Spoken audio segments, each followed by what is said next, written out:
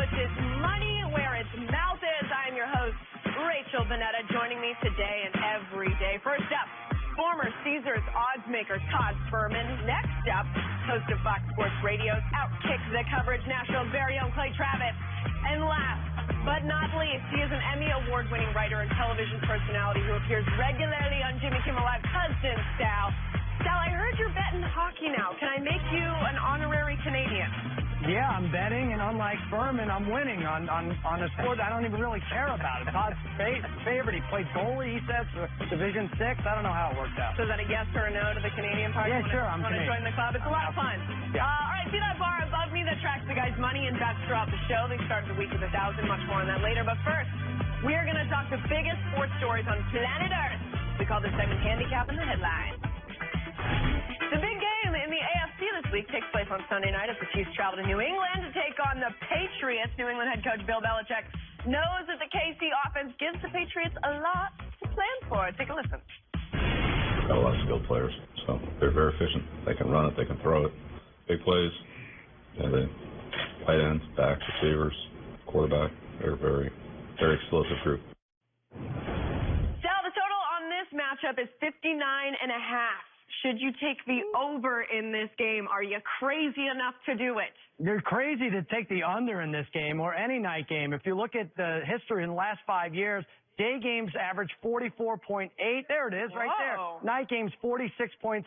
I'm going to do some quick math. That's a 33-point differential. No, it's like 2 points, but it's substantial, and even more so when you consider that Belichick blew a primetime game against the Lions. They only scored 10. They're going to break out and score 30, 35. Now, I'm going to make a prediction. I don't know about the over or under, but the most popular bet of the week is going to be the Chiefs plus 9.5 and the over 53.5 on a teaser, because everyone's either going to chase or want to double up on their Sunday winnings. Can I bet on what's the most popular bet? Look into that, Fuhrman. I'll call my guys for you, Sal. I'll call my guys. Perfect show for that. Clay? I'm going to tell you here, I'm going to nerd out Fuhrman style and give you a bunch of different graphics to explain why the answer is yes. Yes, you should take the over in this game. All right, here come the graphics. First of all, this is the highest over-under since 2005. That is massive. You look at here right now, highest over-under in a season game. Right now, we're at 59.5. I think it's likely to go over 60. Look at those. The last couple also went over. Wow. Graphically, when a game is 57 or higher, okay, when a game is 57 or higher, the over is 10-3 in the NFL in the last 15 seasons. That includes the playoffs. So when the overs are high, you need to go high. Here's the other one. Overs on the season in the NFL. And this is a wild stat that I saw that my guys at OddsShark shared with me. College football, look at this. 55% overs. If you would just blindly bet college football, you'd be winning at a 55% rate. Blindly betting on the NFL, you'd be winning at a 54% rate. All of that data marshaled together, it's making Todd Fuhrman so angry that I'm the data guy today. The over is the play beyond a shadow of a doubt. It doesn't make me angry at all, Clay. It actually makes me proud to see you actually try and adapt your handicapping using some real analytics to arrive at results.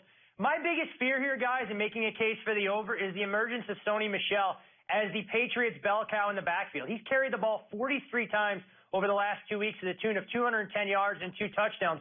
Bill Belichick's no dummy. He knows Kansas City may have as many, if not more, weapons that he has on his Patriots roster until Josh Gordon, Rob Gronkowski, and Julian Edelman are fully up to speed. So the Patriots can put together long, sustained, methodical drives, protect their defense that doesn't have a lot of athletes in the back.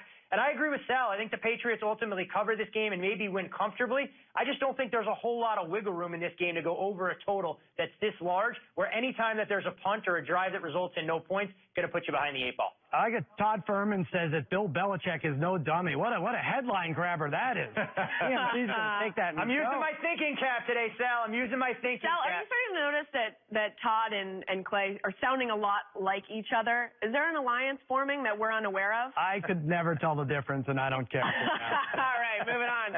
Cowboys legend and Hall of Fame quarterback Troy Aikman had some tough love for current Dallas quarterback Dak Prescott, saying, quote, he needs to be more accurate with the football. Dallas head coach Jason Garrett responded to those comments earlier Wednesday. Listen.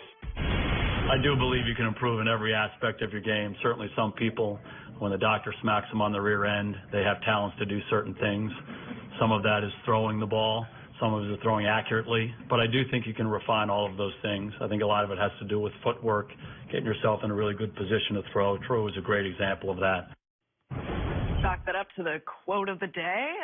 Sal, does Dak's passing ability concern you when betting this Sunday's game against the Jags? Well, look, saying Dak has to work on his accuracy is like saying Harrison Ford needs to work on his landings. Like, really, what do we even say?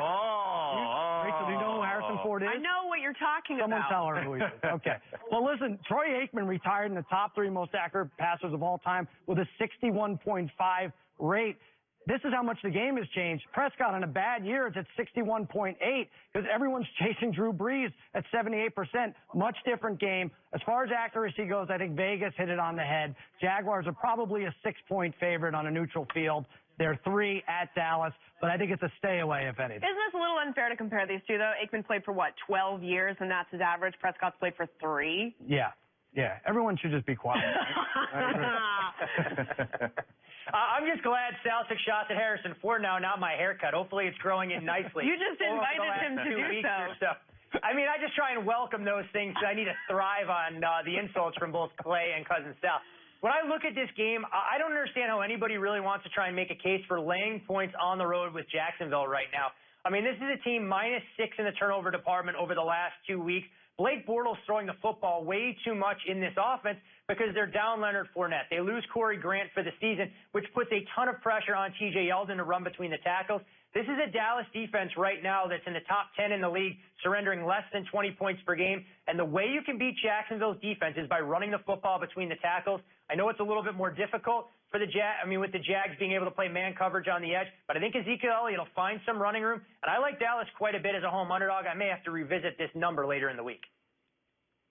I like the under here because I don't think either team is going to make very many plays. I don't believe right now in Blake Bortles, and I don't believe in Dak Prescott. I think there was some truth to Troy Aikman's criticism of Dak Prescott. In fact, when you look at another graphic here, which I'm going to use to make my point even better, look at Dak right now over the past 3 years as he has regressed every year in the passing game. Now, part of that is the weapons that he has on offense are not as good as they were in the passing game when he started with Jason Witten, Dez Bryant, still able to play at a high level.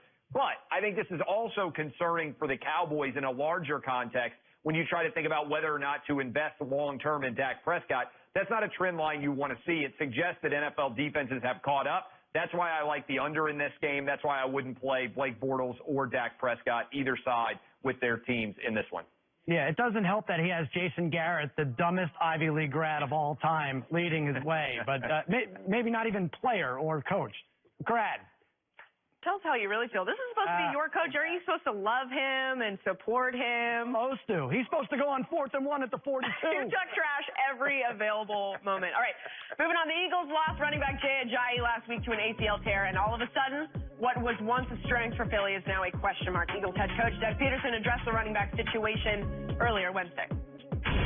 Obviously we still have Sproles who's coming along, and we're getting him healthy. Wendell Smallwood, Corey, Josh Adams. I mean, we're very comfortable and confident with those 3. We've made it work so far this part of the season, and we're going to continue to make it work. The Giants are a 3-point home dog against Philly Thursday night on Fox. Is this the week to side with the Giants? Clay, what say you? No, I don't necessarily think it's the side to necessarily take the Giants, but I do think it's the time to sprinkle a little bit of money on the other teams in this division to potentially win the division, because I think that the Eagles right now are way overvalued. If you look at the overall division numbers right now, look at that. Right now, the Eagles are more likely than not to win.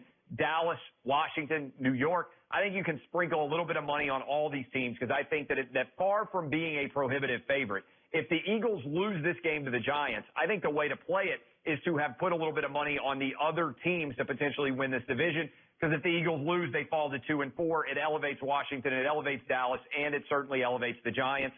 Play it that way by futures, betting against the Eagles if you think they're going to lose this game. Yeah, I agree with Clay. How about that 12-1 number? If you think the Giants can compete on Thursday night, why not jump on 12-1? But here's the thing. Wendell Smallwood, Corey Clement, this is tough. Eagles are screwed that they had 3 days to prepare, because I think they would have addressed the running back issue, but they can't now. And I think in a weird way, OBJ's latest tantrum is going to inspire the Giants, much like when my 4-year-old is banging his head on the ground and the family comes together as a unit. It's going to be the same thing. And I think the Giants score points. They may win the game. I like taking +3. Get it before it goes to 2.5. You have some tantrums sometimes too, Sal. It's true, Don't but play like you don't. We don't bond together over there. Not yet, at least, Sal. But you're right. When you talk about the Giants, if you like them as an underdog in this spot, you may want to grab the 3. I can definitely see that number trending towards 2.5. You look at Philadelphia, they've had a real propensity for playing close games this season, something that wasn't the case last year when they were blowing out everybody in their path. And while the Giants are going to draw a ton of criticism, especially Eli Manning, he's actually putting up career-best numbers in a lot of metrics. I mean, the Giants finally broke through that 30-point ceiling last weekend in a loss against the Panthers. But if Graham Gano doesn't hit a field goal from 63 yards, the narrative in New York is much different. I mean, Eli, first in completion percentage, first interception percentage, and the best passer rating if these numbers hold. I like the way that they spread it out last weekend. They got Odell Beckham involved. He's had multiple games over 100 yards. And I think the Giants have more playmakers on offense right now than Philadelphia, unless the Eagles want to go out there and maybe deal for a Le'Veon Bell or somebody along those. Hey, that's what I'm talking about. We should definitely mention, by the way, this game is on Fox Thursday night. Looks like it's an incredible. I don't know why you'd even leave your house. Definitely put your television on. Make sure you watch it. For a promotion. I'm always worried, though, Rachel, when Clay mentioned Fox, if he's plugging his son or if he's plugging the network that we're on. Oh, yeah. Fun fact. Clay's son's name's Fox. Both simultaneously. No wonder you have a job here. All right, moving on. The Browns. For the moment. Coming off their second win of the season, welcoming the Chargers to Cleveland this weekend in a game where the Chargers are a 1-point road favorite. Todd, is siding with the Chargers this weekend a steal? I actually think there's quite a bit of value in the Chargers here as everybody gravitates towards the Baker Mayfield story and the Browns looking to win back-to-back games since, the dinosaurs roamed the earth. It's the Chargers' resume that really impresses me. Their only losses this season against Kansas City and against the Rams. Last I checked, both of those teams haven't been beaten by anybody. And you look at the way they're moving the ball. Keenan Allen gets all the headlines, but it's Melvin Gordon and Austin Eckler as a running back tandem that lead the league in scrimmage yards. So Phillip Rivers surrounded by weapons, the defense getting healthier. I know it's a tough travel spot. The Chargers are headed out across the pond the following week, but I think you're getting a discount here laying points on the road against the Browns as Baker continues to be the talk of the town.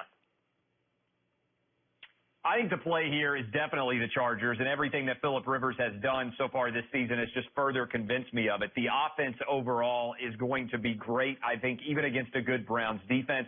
If I can bet basically straight up on Phillip Rivers or Baker Mayfield, I'm going to take Phillip Rivers every single time. You mentioned that game overseas in London, by the way, guys. Oh. I'm going to be there. I don't know if you guys are aware, but I'm going to be on the road. I'm going to London to go to the game. But if you look right here at the Chargers' upcoming schedule, I don't think it's crazy. My math is always a little bit off, but I think there's a very good chance right now the Chargers are either 9-2 and win all of these games, or they're 8-3. I picked the Chargers to go against the Vikings in the Super Bowl. I think the Chargers are still a little bit of a sleeper team, but I think by the time they finish that Arizona game, a lot of people are going to be looking at them and saying, you know what? Maybe this team is good enough to make a run in the AFC. I think it starts on Sunday in Cleveland. All right. How does a guy who loses every single bet he makes still afford a trip to London for him and the family? I'm really wondering. Can you share some wealth with us? Is this a Make-A-Wish outing or something? How did you get this paid? Yeah, you know what?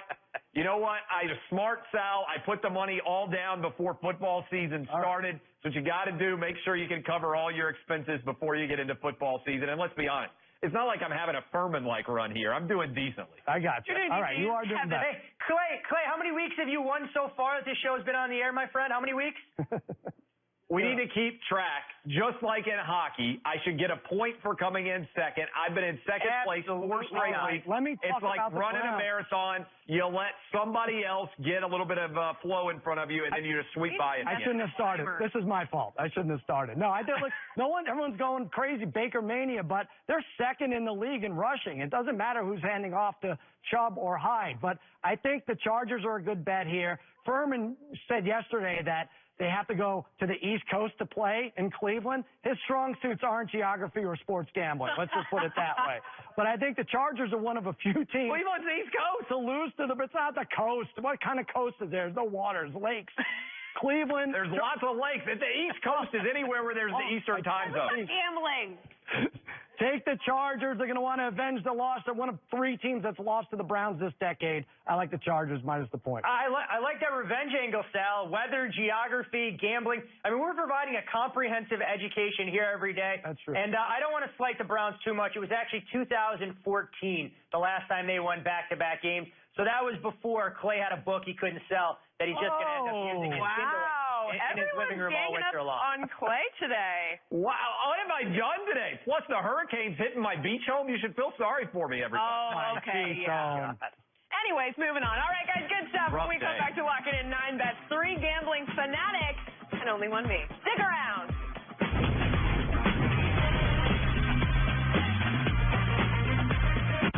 Give us the work no one else wants to do.